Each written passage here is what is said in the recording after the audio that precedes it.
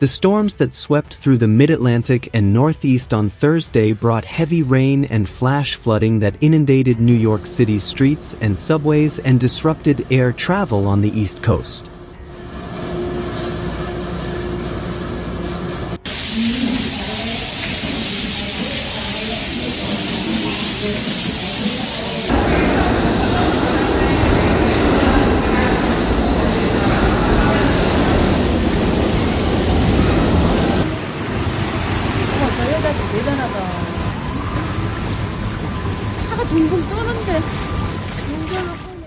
However, by early afternoon, most areas appeared to have escaped further flooding. In New York City, traffic cameras operated by the Department of Transportation showed extensive flooding on the Clearview Expressway in Queens after the storm hit in the afternoon.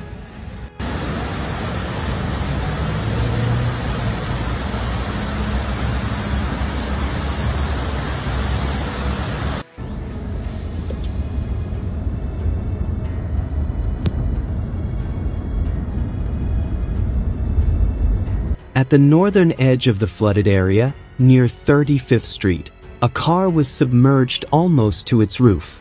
At 3:30 p.m., an emergency responder in a red jacket was seen opening all 4 doors and the trunk of a sedan, but found no one.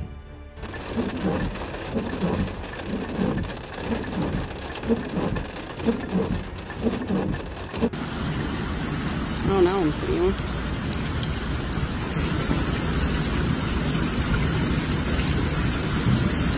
Rescuers then swam to a partially submerged semi-truck. He opened the passenger door, helped a person inside out, and together they swam to the side of the road. An hour later, traffic began to return to the northbound lanes of the Clearview Expressway, north of 35th Street in Queens.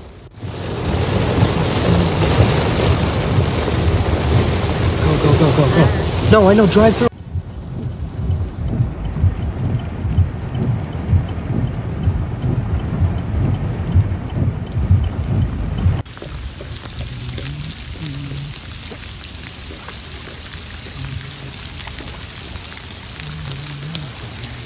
The southbound lanes remained blocked by tow trucks attempting to remove a car and a trailer stranded in floodwaters. Portions of the FDR Drive were closed for several hours but reopened at 7 p.m. A map at the Jamaica Bay Science and Resilience Institute, operated jointly by researchers at several city agencies and universities, displays live flood information.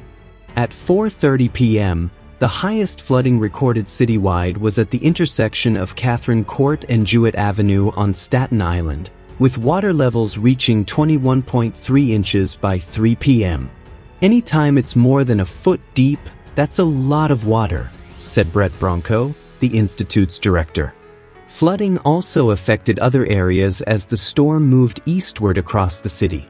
By 4 p.m., water levels reached 9.5 inches at the intersection of Ditmas Avenue and Westminster Road in Brooklyn, and 8.5 inches in the Wingate section of Brooklyn. Hundreds of weather-related delays and cancellations occurred at airports around New York and along the East Coast as heavy rain fell intermittently throughout the day.